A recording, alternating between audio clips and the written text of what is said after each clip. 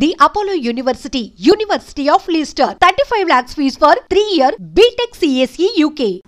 గత కొన్ని రోజులుగా సినీ ఇండస్ట్రీలో సమ్మె వాతావరణం నెలకొని ఉంది. తమ వేతనాల్లో 30% హైక్ ఇవ్వాలని చెప్పి సినీ కార్మికులు ఈ సమ్మెకు దిగారు. ఫెడరేషన్ ఆధ్వర్యంలో గత 4-5 రోజులుగా ఈ సమ్మె ఇలాగే కొనసాగుతూ ఉంది. మరోవైపు ఛాంబర్కు సంబంధించిన నిర్మాతలు మాత్రం వేతన పెంపు విషయంలో చాలా గట్టిగా కరాఖండిగా లేదు అని చెప్పేస్తున్నారు. ఇప్పటికీ ఈ చర్చలు కొనసాగుతున్నాయి. ఈ నేపథ్యంలో మనతో నిర్మాత నటుడు చిట్టిబాబు గారు మనతో ఉన్నారు. ఆయన అడిగి అసలు ఈ సమ్మె కారణం ఏంటి, ఇండస్ట్రీలో ఇప్పుడు ఏం జరుగుతుంది, ఇలాంటి అన్ని విషయాలు తెలుసుకుందాం. హాయ్ సార్, నమస్తే. నమస్తే సార్. అసలు ఏం జరుగుతుంది సార్ ఇండస్ట్రీ? ఇప్పుడు ఇండస్ట్రీలో ఇండస్ట్రీ పెరిగింది. తెలుగు ఇండస్ట్రీ పెద్ద ఎత్తున పెరిగింది. పాన్ ఇండియా సినిమా అయింది, హాలీవుడ్ సినిమా అయింది, బాంబే ఫీల్డ్ ఛాలెంజ్ చేసే స్థాయికి ఎదిగింది. ఈ ఎదిగిన ఈ వైభవము, ఈ పెరిగిన దీని ఆ ఫలాలు అందరికీ అందట్లా సార్. ఆ ఫలాలు కేవలం ఆ సోకాల్డ్ హీరోస్, ఆ సోకాల్డ్ డైరెక్టర్స్, ఆ సోకాల్డ్ హీరోయిన్. అంటే ఇంత పెరిగింది ఇండస్ట్రీ, ఇంత పెరిగింది. ఆ పెరిగిన ఇండస్ట్రీ ఫలాలు ఆ ఇండస్ట్రీ అందరికి అందితే కదా సంతోషం ఉంటుంది. ఇక్కడ ఒకళ్ళకి మాత్రం వెళ్తారు. వీళ్ళకి 4 ఏళ్ల క్రితం ఏమి, 3 ఏళ్ల క్రితం ఏమి ఇస్తున్నారో అదే ఇస్తామంటే, ఇప్పుడు 3 ఏళ్ల క్రితం వాడు సింగిల్ బెడ్రూమ్ ఇల్లు తీసుకోవాలంటే కృష్ణానగర్, శ్రీనగర్ ఈ సినిమా ఫీల్డ్ చుట్టూ ఉన్న ఏరియాలు తీసుకోవాలంటే 7,500 దొరికేది గతంలో. ఇవాళ 12,500, 1,500 పెడితే కానీ, 1,500 మినిమం పెడితే కానీ సింగిల్ బెడ్రూమ్ దొరకట్లేదు. సో వాడికి ఫ్యామిలీ, వాడి పిల్లల చదువులు, వాడి ఉద్యోగం, వాడికి అన్ని ఖర్చులు పెరిగినాయి కదా. బియ్యం, పప్పు, ఉప్పు అన్ని పెరిగినాయి వాడికి. సో వాడికి బాధ ఏంటంటే, అరే ఇండస్ట్రీ పెరిగింది, తెలుగు ఇండస్ట్రీ అంటే ఘనంగా దేశంతో మాట్లాడుతున్నారు. తెలుగు ఇండస్ట్రీ ప్రైమ్ మినిస్టర్ మాట్లాడుతున్నారు, మన ఇండస్ట్రీ తెలుగు ఇండస్ట్రీ ఇంత గొప్ప ఇండస్ట్రీలో మనం ఉన్నాం. కానీ మన పరిస్థితి ఏంటి? ఆ వైభవం మనకు అందట్లేదు, ఆ ఫలాలు మనం మనకు రావట్లేదు, అక్కడే అయిపోతుంది ఉంటుంది కదా. సో వాళ్ళు అడిగిన న్యాయం ఇదే. వాళ్ళు కొత్తగా అడగలేదు. 2 ఏళ్ల క్రితం ఆగస్టు 2025 ఆగస్టు నాడు డిసైడ్ చేద్దాము అని ఆ రోజు 30% అడిగినప్పుడు 2 ఏళ్ళు టైం ఇవ్వండి, 2 ఏళ్ళ తర్వాత చేద్దాం అన్నారు. సో అందుకని ఆగస్టు 1 తారీఖు ఆ డెడ్ లైన్ అయిపోయింది. అయిపోగానే వాళ్ళు అడిగారు. సార్, మరోవైపు ఛాంబర్ సంబంధించిన నిర్మాతలు మాట్లాడుతున్న విషయం ఏంటంటే, ఇప్పుడు ఇండస్ట్రీలో ఈ హైక్ గాని, ఈ వేతనాలు హైక్ గాని చేస్తే చిన్న నిర్మాతలు నడిగిపోతారు. చిన్న నిర్మాతలు సినిమా చేయడం చాలా కష్టం అవుతుంది. కాబట్టి ఎట్టి పరిస్థితుల్లో వేతన పెంపు అనేది వాళ్ళు ఈ చిన్న సినిమాలు సాకు చూపించి ఎస్కేప్ అవడం అంటే శుభ్రంగా చేయొచ్చు. ఏముంది, చిన్న సినిమాలకి 10 కోట్ల లోపు సినిమా చిన్న సినిమా, 10 కోట్ల పైన పెట్టేది పెద్ద సినిమా. ఈ 30% ఆ పెద్ద సినిమాలకు పెంచండి, ఏం పర్వాలేదు. 1.5 అవుద్ది ఈ పెంచడంలో ఒక సినిమాకి. ఆ పెద్ద సినిమాలకు 100 కోట్ల సినిమా, 200 కోట్ల సినిమాలకి 1 కోటి పెద్ద 2కి సమానం. సో ఆ పెద్ద సినిమాలకు పెంచండి, చిన్న సినిమాలకి యాజ్ ఇట్ రేట్లో పెంచండి అని అడగండి కార్మికులు. ఎందుకు ఒప్పుకోరాడు? ఆయన చిన్న సినిమాలు మన ఫుడ్ కార్మికులకు తెలుసు. చిన్న సినిమాలు అయితే మనకు ఫుడ్ లేదు. ఈ పెద్ద సినిమాలు సోకాళ్ళు 10 సినిమాలు వాళ్ళ యూనిట్ల వరకే, మొత్తం ఇండస్ట్రీలో అందరికీ పనులు ఉండవు. సో ఈ చిన్న సినిమాలు అయితేనే అందరికీ పనులు, నెల రోజులు కాబట్టి 10 రోజులు 15 రోజులు పని దొరకటం మనకి ఈ చిన్న సినిమాలు. కానీ వీటిని బతికించుకోవాల్సిన బాధ్యత మనకి ఉంది అని వాళ్ళు ఒప్పుకుంటారు. కాకపోతే వాళ్ళకి ఆ చిన్న సినిమాలు పెట్టండి. చిన్న సినిమాలను చూపించి పెద్ద సినిమాలు ఇన్ని కోట్లు తీసుకుంటే వాళ్ళకి పెంచడానికి ఇది చూపించే ఎస్కేపిజం సార్. అది కరెక్ట్. ఇది చూపించేసి బూచిలాగా చూపించి, చిన్న సినిమాను బూచిగా చూపించి వాళ్ళు ఎంత ఉంది, ఎంతో కోట్లు ఇచ్చే వాళ్ళకి నలుగురికి 4 కోట్లు ఇచ్చే వాళ్ళకి 4 దగ్గర 4 లక్షలు తగ్గిస్తే ఇలా బతుకు సరిపోయింది సార్. వేరే ఈ సింపుల్గా కార్మికులు వాళ్ళని పరాయుడు కాదు. ఈ బెదిరి మాటలు మాట్లాడకూడదు. సమానంగా కూర్చొని మాట్లాడి చిన్నవాడు వాళ్ళకి న్యాయం జరగాలి, చిన్న సినిమాలు బాగుపడాలి. ఇండస్ట్రీ 2 సమస్యలు ఉన్నాయి. ఇద్దరికి సమస్య ఉంది. ఇద్దరు లాజిక్లో ధర్మం ఉంది. ప్రొడ్యూసర్ చెప్పే దాంట్లో న్యాయం ఉంది, అలాగే వీళ్ళు చెప్పేదాంట్లో న్యాయం ఉంది. అలాగే వాళ్ళు చెప్పే దాంట్లో, కార్మికులు అడిగే దాంట్లో వాళ్ళు ఆలోచించాల్సిన విషయం ఉంది. చిన్న సినిమాలు బతికేయండి అని వీళ్ళు ఆలోచించారు. అలాగే వీళ్ళు చిన్న సినిమాలతో ఇలా మార్చుకుని చేస్తే మనం పెద్ద సినిమాలకు ఇచ్చుకుంటే పోయేది, ఇస్తే పోయేది మనకు అని వీళ్ళు ఆలోచించుకుంటే 2 లేయర్లు. నేను మొదటి 2 లేయర్లు 10 కోట్ల సినిమా ఇప్పుడున్న రెమ్యునరేషన్స్ చేస్తాను. ఇప్పుడు పెరిగిన 10 కోట్ల తర్వాత 15, 20, 30 కోట్లు పెరిగినప్పుడు ఆ రెమ్యునరేషన్తో 30% పెరుగు. ఏముంది ప్రస్తుతానికి? ఏముంది? మీకు 20 కోట్ల సినిమా తీసేవాడికి 1 కోటి రూపాయలు మొత్తం మీద పెరిగితే పోయిందే ఉంది కదా.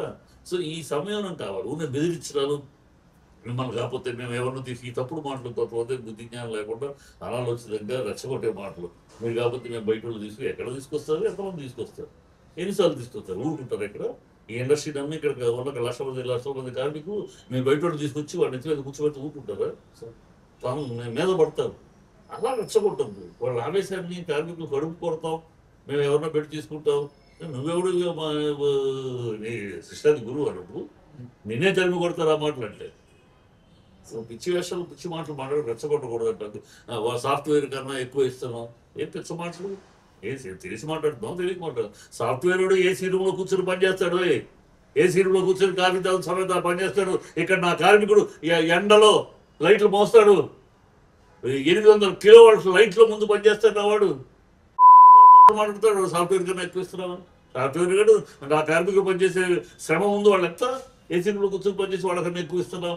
ఆన్సర్స్ ఇవన్నీ తప్పుడు మాటలు, ఇది ఒళ్ళు కడుపు మండే మాటలు. వాళ్ళ రెచ్చగొట్టం కార్మికులు. స్కిల్డ్ లేబర్స్ అంటారు. ఏంటి స్కిల్డ్? ఎవడు స్కిల్డ్ కాదు? నా సినిమాలో నా మేకప్ మ్యాన్ స్టిల్డే, మేకప్ అసిస్టెంట్ స్టిల్డే, టచ్ అప్ వాడు కూడా స్టిల్డే. టచ్ అప్ వాడు కరెక్ట్గా ఉడుకులో వేసి కరెక్ట్ దాన్ని ఎంత మందంలో తడి ఉండాలో అంత ఇచ్చి ఆ హీరోయిన్కి ఇస్తే టచ్ చేసుకుని రెడీ షాట్ ఉంటుంది. అదే వాడు మందం కరెక్ట్గా వేయకుండా ఎక్కువ వేస్తే ఉడకలేము. ఆ అమ్మాయి తోటి మొత్తం మేకప్ పోతే మళ్ళీ కూర్చొని మేకప్ చేసుకోవాలి. ఎవడు నా ప్రతివాడు నా స్కిల్డ్ నా వర్క్ 60 మంది టెక్నీషియన్ పనిచేస్తున్నారంటే 20 వర్క్ అంటే స్కిల్డే. ఎవడు స్కిల్డ్ కాదు? మీరెవరు మాట్లాడండి స్కిల్డ్ అనడానికి? మీ ప్రొడ్యూసర్లు స్కిల్డ్ ఉన్నారు. ఎంతమంది స్కిల్డ్? సినిమా అంటే తెలుసా తీసేవాళ్ళు చాలా మందికి? ఈ నాన్సెన్స్ మాటలు కొన్ని ఇలాంటి రెచ్చగొట్టి ఈ వైషమ్యాలు పెంచి సర్వంగా మన కుటుంబంలో సమస్య ఉంది. సమస్య 2 రకాలుగా ఉన్నాయి. అలా ఆలోచించాలి. 2 రకాలుగా సమస్య ఉంది, 2 రకాలుగా ధర్మం ఉంది. ఈ సమస్యని ఎట్లా ధర్మం కరెక్ట్గా ఇద్దరికి మామూలుగా ఇండస్ట్రీ బాగుండేట్టు చూసుకోవాలని అలా ఆలోచించాలి. ఈవెన్ వీళ్ళని కూడా నేను కార్మికులు కూడా రాజకీయాలకు రానివద్దు. ఈ రాజకీయాలు లోపలికి ఎంటర్ అవ్వద్దు. వాళ్ళు ఎంటర్ అయితే కంపు చేస్తారు, అసలు విషయం ఉండదు. ఇవాళ వీఆర్ నాట్ ఎన్ ఇండస్ట్రీ. మనం పేరుకి ఫిల్మ్ ఇండస్ట్రీ అంటున్నాం కానీ వీఆర్ నాట్ లీగల్లీ ఇండస్ట్రీ. మనం పరిశ్రమ కాదు, మనది లీగల్ ఓన్లీ ఫ్రెటర్నిటీ. లీగల్గా పరిశ్రమ అంటే అవన్నీ మనకి ట్రేడ్ యూనియన్ రూల్స్ మనకు అప్లై అవుతాయి. ట్రేడ్ యూనియన్ రూల్స్ అప్లై అయితే మన సినిమాలు తీయలేదు. మనం ట్రేడ్ యూనియన్ కన్నా ఎక్కువ ఇస్తున్నాం, ట్రేడ్ యూనియన్ ఇచ్చే కొన్ని తక్కువ ఇస్తాం. 2 ఉన్నాయి. ట్రేడ్ యూనియన్ వాళ్ళు అన్నం పెట్టరు, పికప్లు ఉండవు, అవి ఉండవు. కానీ మనం భోజనం 3 పూట్ల భోజనం పెడతాము, పికప్లు ఉంటాయి, అన్నీ ఉంటాయి. సో వాడు రిటైర్ అయినాక రిటైర్మెంటు, పెన్షను, టీఎల్ ఉంటాయి, అవి మన దగ్గర ఉండవు కదా. సో అట్లా అది మనకు పనిచేయదు. అందుకని ఇన్ని సంవత్సరాలుగా మహానుభావులు పెద్దవాళ్ళు కూడా గతంలో ఈ యూనియన్ దీని ఇండస్ట్రీ అనే మాట పరంగా వాడదంటే దాన్ని మనం చేయలేము. ఇది ఫ్రీలాన్స్ ఇండస్ట్రీ. ఇక్కడ ఈ ట్రేడ్ యూనియన్ రూల్స్ తీసుకొచ్చాడు సినిమా తీయలేము. సరే, ఈ సమ్మె అనే మాట తెర మీదకి రాగానే చాలా మంది నిర్మాతలు చెప్పిన మాట ఏంటంటే సౌత్ ఇండియాలో ఇప్పటికే, ఈవెన్ సౌత్ ఇండియా కాదు బాలీవుడ్లో చూసుకున్నా సరే, మొత్తం అక్కడ ఉన్న కార్మికులకు ఇచ్చే వేతనాల కంటే కూడా మన కార్మికులకే ఎక్కువ వేతనాలు ఇస్తున్నాము, ఇంకా పెంచే అవకాశం ఏంటి, అవసరం ఏంటి అని చెప్పి వాళ్ళు అవసరం ఏంటంటే మన వ్యాపారాలు ఎంత ఉన్నాయి ఆ సినిమాలతో వాళ్ళు ఇచ్చేది చెప్తున్నారు. వాళ్ళ బిజినెస్ రేంజ్ ఏంటి, మన బిజినెస్ రేంజ్ ఏంటి.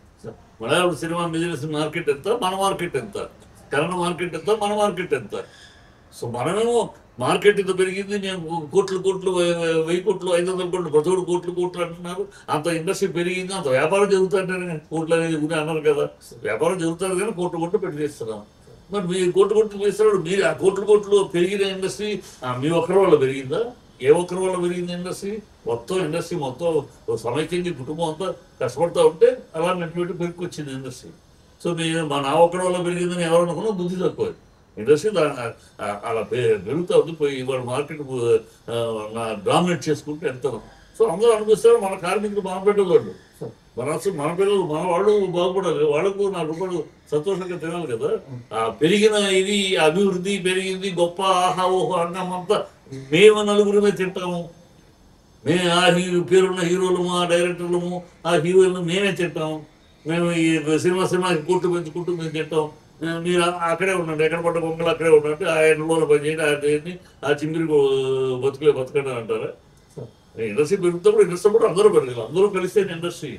మీరు ఎవరు ఒక హీరోను హీరోయిన్ డైరెక్టర్ మాత్రం కూర్చుంటే సినిమా అవ్వదు. ప్రొడ్యూసర్ డబ్బులు తెచ్చి పెట్టుకున్నాడు సినిమా అవ్వదు.